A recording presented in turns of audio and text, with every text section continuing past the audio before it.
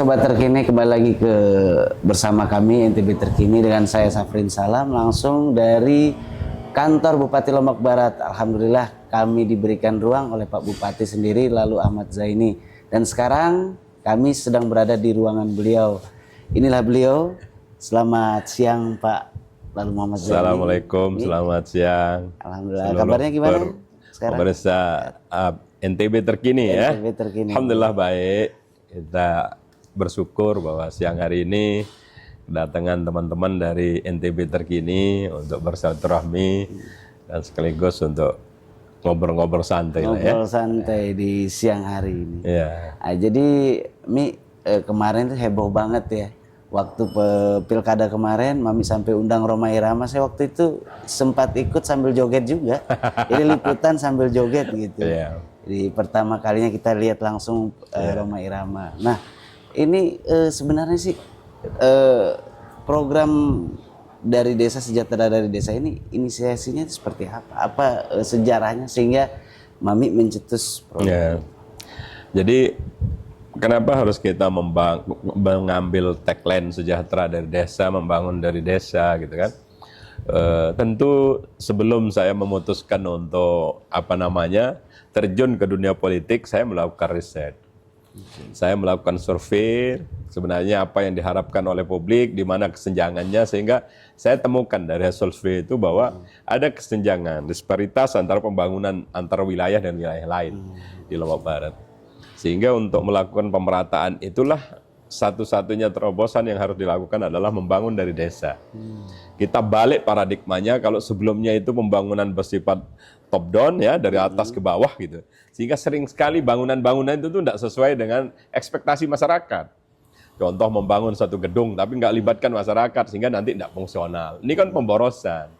Nah, sehingga kita temukan pola bahwa perencanaan pembangunan yang baik itu ke depan harus dari masyarakat. Harus dari usulan masyarakat.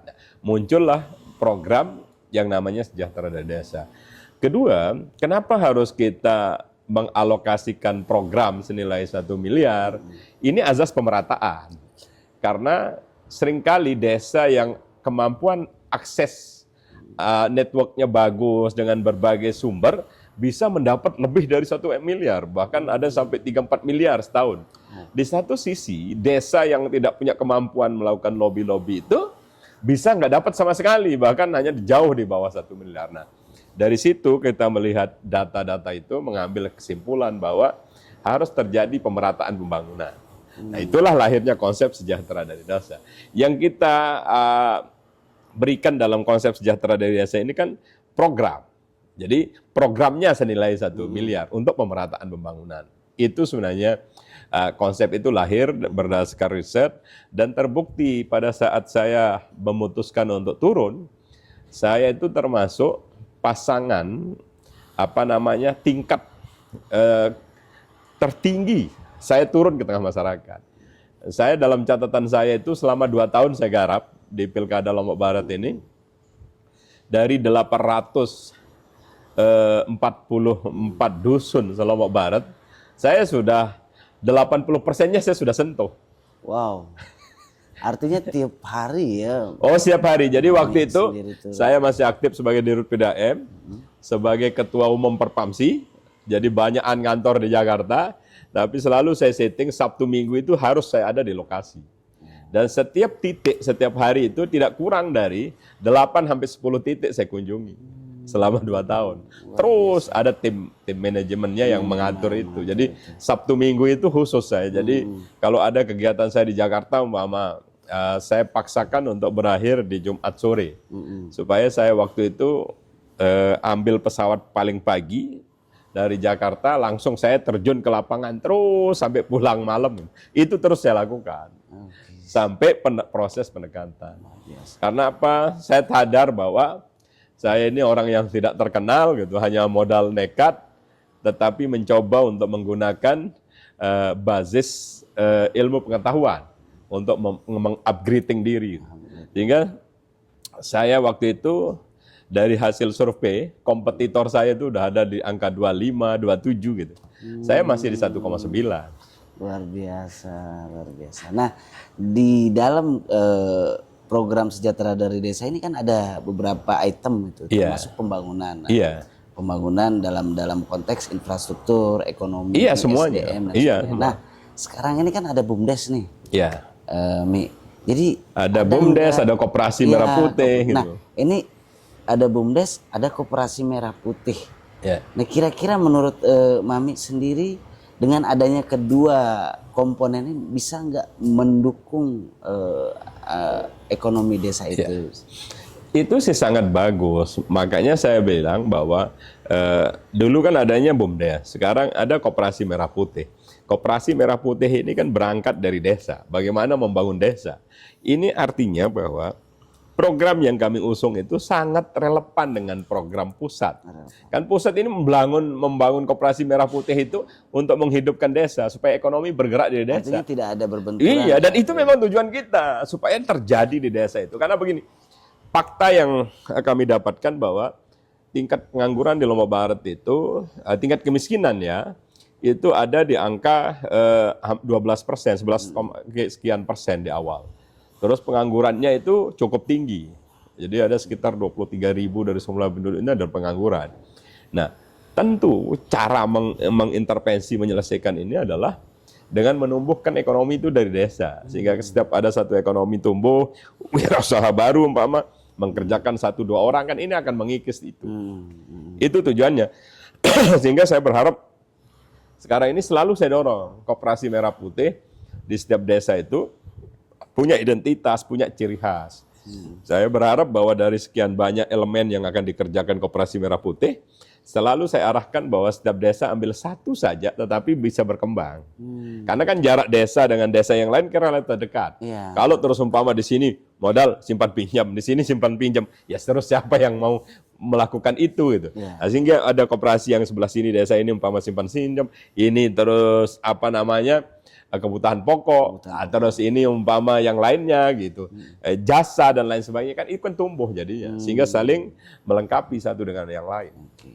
Nah, untuk SDM sendiri apakah mampu menerima istilahnya kita kan lihat sendiri SDM Betul. kita di Lombok Barat Ya. masih butuh untuk benar-benar digenjot lagi. Betul, inilah tugas pemerintah. Memang saya yakin nih bahwa dalam mengelola sebuah bisnis, entitas bisnis, anggaplah seperti Koperasi Merah Putih, memang dibutuhkan jiwa-jiwa entrepreneurship kan gitu loh. Memang ini yang menjadi kendala.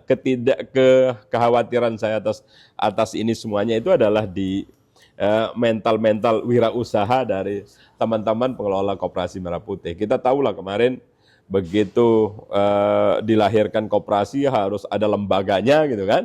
Kan kita tidak pernah mensortir kira-kira pengelolanya itu yang betul-betul punya jiwa entrepreneur, sehingga kan ini yang jadi kendala. Itu yang kita menjadi. Ada dari pihak luar, misal luar daerah akan diundang untuk memberikan pelatihan khusus. Ya semuanya kita ini sekarang menjadi tanggung jawab pemerintah kalau terkait dengan Koperasi Merah Putih. Hampir di tingkat nasional itu adalah satgasnya itu hampir semua kementerian, di tingkat provinsi itu adalah gubernur, di tingkat lokal kabupaten, ya bupati, ya ini menjadi tanggung jawab kita bersama. Makanya setiap acara-acara sosialisasi atau apapun jenisnya selalu saya tekankan itu. Makanya harus cari satu core bisnisnya yang bisa dia rasakan, lakukan itu yang harus dikembangkan. Nanti kami dari pemerintah daerah akan menjadi mentor untuk mereka agar betul-betul bisa jalan. Luar biasa, luar biasa. Nah, mungkin harapan ke depan Mami sendiri, Mami Las sendiri, Mami Zeni sendiri ke depan dengan kolaborasi yang sudah dibangun, dengan upaya-upaya yang sudah dilaksanakan. Harapan ke depan seperti apa? Ini masih 4 tahun sangat. Betul, saya memang pertama ini. Begitu saya dilantik, yang pertama saya lakukan itu kan langsung saya tinggal di Pendopo. Begitu saya tinggal di Pendopo, begitu lewat jam 4 itu, kok sepi ya? Gerong ini kok enggak ada sepi. Apa betul Gerong ini ibu kota kabupaten? Itu pertanyaan dalam batin saya gitu kan. Terus apa yang saya harus lakukan? Merenung terus dari berhari-berhari. Sehingga saya bilang, saya harus pertama merombak kantor bupati ini. Saya harus buat alun-alun. Kedua, bagaimana caranya ini rame? Maka saya cetuskan yang namanya Car Free Night dan Car Free Day. Sehingga kalau malam minggu Mas, sepanjang depan kantor Bupati Pendopo rame dengan UMKM tumbuh. Terlibatlah sampai 400-an UMKM dan sangat bergembira masyarakat. Artinya ini udah mulai tumbuh. Itu se-Lombok Barat ya? Iya, semuanya sekitar Gerung ini semuanya di sini. Kalau malam minggu tuh ramai sekali. Ramai sekali, sudah menjadi pusat seperti Udayananya. Cuman kan kita sadar baru memulai. Maka itulah sebenarnya saya tata terus Kota Gerung. Ini di seputar kantor Bupati ini jogging track, Mas. Sepanjang 1,6 kilo satu putaran ini. Sehingga kalau kita mau olahraga, 3 putaran aja udah 5 kilo, udah cukup untuk sehari. Gitu. Dan sambil jalan, sambil menikmati, ini semuanya. Dan itu tidak terasa ya? Iya, karena tidak banyak terasa. Sehingga nanti ini alun-alun, terus jogging track, terus saya buat kolosium juga di lapangan itu. Gitu. Terus di bundaran itu saya, tata, saya pasangkan air mancun yang pakai screen embun gitu kan, yang sekaligus di situ juga nanti ada iklannya yang sekarang cukup menarik. Baru tes saja udah dapat respon yang sangat luar biasa dari masyarakat. Di seputarannya itu terus saya buat plazanya, tempat nongkrong dan lain sebagainya. Kenapa harus kita lakukan? Bahwa Gerung ini harus tumbuh sebagai ibu kota. Harus ada menjadi pusat ekonomi. Nah, kalau mau pusat ekonomi maka harus ada yang menarik di sini. Ada daya tariknya, orang bisa datang sehingga orang bisa investasi. Orang mau buat umpama rumah makan kan harus jelas siapa yang mau makan, harus ramai dulu kotanya. Artinya Itulah. ada marketnya. Wah, ada marketnya. Ini yang marketnya harus kita ciptakan. Sehingga nggak mungkin juga seorang ibu kota sekarang kalau orang datang lewat Gerung ini masa sih ini ibu kota kabupaten gitu kan. Lebih ramai kecamatan daripada Gerung. Inilah tantangan. Karena apa? Sudah 25 tahun lebih Gerung jadi ibu kota, nggak pernah disentuh. Makanya PR pertama ini yang saya benahi. Bahkan saya sudah di timur perempatan ini, timur taman kota ini, sudah saya bebaskan 4 hektar untuk Islamic Center. Dan insya Allah akan dibangun pemerintah pusat. Tahun ini apa tahun depan? Dalam tahun depan 2016 ini mulai. 2026 udah mulai dibangun dan itu semuanya dari APBN. Sehingga selalu saya sampaikan ke teman-teman ini. Berapa tadi anggarannya? Sekitar 350-an lah. Itu semua dari APBN. Dan selalu saya bilang, satu cita-cita saya yang harus saya bisa saksikan adalah begitu saya jadi bupati, saya terima undangan pernikahan itu, lokasinya itu adalah di Islamic Center Lombok Barat. Itu cita-cita saya. Jadi saya begitu lihat undangan aja nanti bahwa tempat resepsinya itu adalah Islamic Center Lombok Barat, itulah kebanggaan saya bahwa mewujudkan Gerung sebagai kota itu bisa terwujud. Luar biasa. Jadi dari beberapa menit ngobrol saya petik satu kesimpulan di mana Mami ini tidak hanya pembangunan dari desa, tapi bagaimana ini semua merembet dan saling mendukung di sini. Iya. Sampai ke Islamic Center. Semua, jadi kita akan bangun ini nanti Islamic Center, terus kita akan rubah jalan ini jadi 2 jalur supaya betul-betul kota Gerung terwujud sampai nanti Masjid Baitul Atiq juga ke utara 2 jalur sehingga nanti menjadi kota. Itu yang menjadi sehingga tidak bisa tumbuh. Ekonomi bisa tumbuh dan lain sebagainya. Dan ini satu-satunya kabupaten yang dimana ekonomi tumbuh di depan kantor bupati. Ya, ini yang kita harus lakukan karena harus memulai. Kenapa? Ini ciri khas Lombok Barat. Ya, makanya ini kan semua temboknya sudah dihancurkan. Ini adalah taman kota. Semuanya nanti alun-alun. Semuanya kita beraktivitas di sini. Di belakang nanti ada sport center, ada lapangan tenis, lapangan voli, ada mini soccer gitu di belakang, terus ada food court-nya juga gitu. Jadi tumbuh betul-betul sebagai pusat ekonomi. Pusat ekonomi luar biasa. Ya. Jadi sangat luar biasa sekali. Ini racikan Mami lalu Ahmad Zaini. Ini perlu diikuti oleh pemerintah daerah lain. Jadi sebagai pendorong juga untuk ekonomi di kabupaten kota se-Nusa Tenggara Barat. Jadi demikian obrolan santai kita. Terima kasih. Terima kasih. Jadi besok mungkin kita diizinkan juga ikut malam minggu. Boleh kita. Besok juga ada sebelum Desember itu ya, Family Run ya.